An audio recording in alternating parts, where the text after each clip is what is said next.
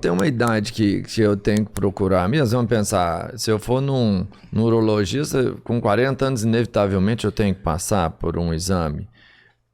Enfim, tem uma idade que é propícia a gente começar a buscar sabe, pelo menos um preventivo. Pô, deixa eu fazer um check-out. Uma ressonância. Deixa eu fazer um check-up aqui. Ou é só diante de algum sintoma que você vai buscar isso? A gente fala isso hoje, né? Sobre o check-up neurológico, né? Mas assim, indivíduos depois dos 40 anos, né? Ele precisa se preocupar em prevenir principalmente as doenças cerebrovasculares, né? Então, assim como você começa a frequentar um cardiologista, né? Então a gente fala que você pode também prevenir essas doenças neurológicas nesse sentido. Fazer os exames, né, cara? Começar a pensar os exames que são feitos de rotina, não para provar o diagnóstico, mas na verdade para prevenir os fatores de risco, né? Então, vou dar um exemplo. Uma placa de gordura aqui na carótida, né? Uma ateromatose carotídea. Tem um exame que você pode fazer e fazer o diagnóstico de uma placa antes dessa placa se desprender e você ter um AVC. Caraca. Entendeu? Então, isso é importante. Nossa. Mas isso aí, vamos pensar, você não tem um exame tradicional não, né? Pô, vai lá, faz isso aí todo ano que é o melhor. Não, é sempre depois de uma análise. Ou tem aquele, não, o exame de rotina é esse aqui, sei lá, o cardíaco. Você chega lá, geralmente é uma esteira e aquele. Existem alguns exames mais básicos, por exemplo, ultrassom de carótida no indivíduo sem nenhuma doença, para avaliar a ateromatose, por exemplo, ele é muito útil, né? E com um custo-benefício muito bom. Mas existe existe essa rotina assim, de exames mais básicos que você pode fazer. Você acredita em milagre? Acredito. Na neuro parece que rola muito milagre, né?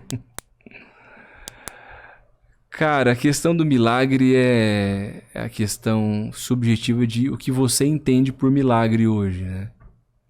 Pra mim tudo é um milagre.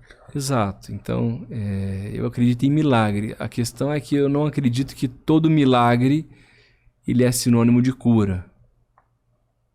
Entendeu? Sim. Entendi. Então, eu vejo pessoas experimentando milagres nas suas vidas e esse milagre nem sempre é uma cura física. Entendeu? Muito. É que a gente não repara, né? Mas milagre tá acontecendo o tempo todo, né? O tempo todo. Isso aqui que tá rolando é um milagre. Mas a gente com uma limitação dessa falando com um cara foda desse é um milagre mesmo. A hora que... Ele ainda tá dando atenção pra gente, além de milagre, ele é santo. Não, mas você tá 100% correto, é isso mesmo. Mas eu falo até do milagre da cura, assim, sabe? Porque eu vejo muito, assim, o cara arrancou um tumor do tamanho de uma goiaba do meio da cabeça e... milagre. Eu sei que tem a porcentagem do médico ali que é bem grande, que é 99,9, né? Mas, cara, tem casos na medicina que você fala, mano, isso aqui não dá, e dá. E dá, sim. Eu acho que a questão da espiritualidade é importante, né? Para todo indivíduo. E eu acho que essa questão... Porque a nossa mente é complexa, né? Então...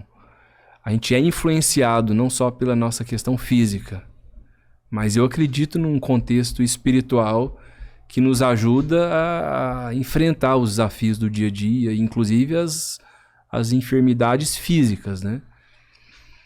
E acho que a medicina pode andar, né, aliada à fé, né? Aliada a essa questão.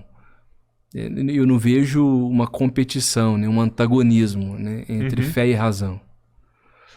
E a gente vive o tempo todo, assim, as pessoas sempre buscando essa fé para amparar num momento de um diagnóstico, enfim. A gente vê isso no dia a dia de maneira muito forte, assim. Por isso que eu falo que eu acredito em milagres o tempo todo. Um milagre que pode ser a cura, né? O restabelecimento completo da integridade física, mas mesmo um milagre quando não foi possível curar, entendeu? Sim. E isso eu falo que acompanhar um paciente assim, né?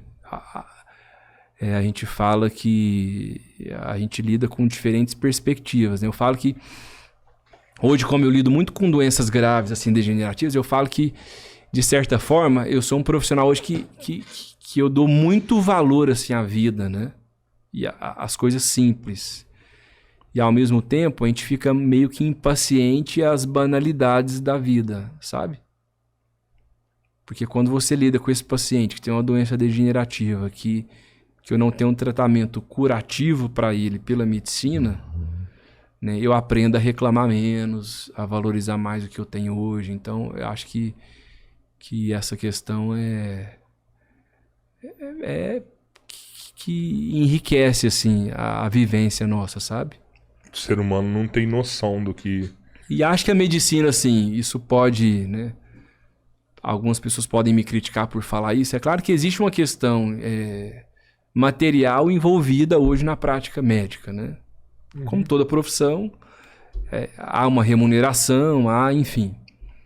Mas eu entendo medicina hoje como vocação. Eu acho que a gente precisa ser vocacionado a exercer medicina hoje, sabe? Não pode ser só uma questão material, profissional, buscando-se um resultado financeiro. Porque o profissional hoje que vive a medicina só por essa questão, ele vai se frustrar muito fácil e vai ser incompetente, né? Mas eu entendo a medicina como vocação. É uma vocação. Você tem algum parente que é médico? Seu pai, alguma coisa assim? Não, cara. Na minha família, assim, não tem ninguém muito próximo, assim, médico. Mas me lembro, assim, desde criança, eu tenho a imagem do meu pediatra forte, assim. Porque eu lembro que, assim, a mãe levava o menino pediatra antigamente, saía de casa às 7 horas da manhã, e já ia de uniforme, assim. Era ordem de chegada, você demorava um monte para ser atendido e ninguém reclamava. Mas ele foi um cara que foi bacana, assim. Então eu lembro dele como uma imagem que me influenciou. E depois eu fui me interessando, assim. Mas não tive nenhuma influência familiar direta, não.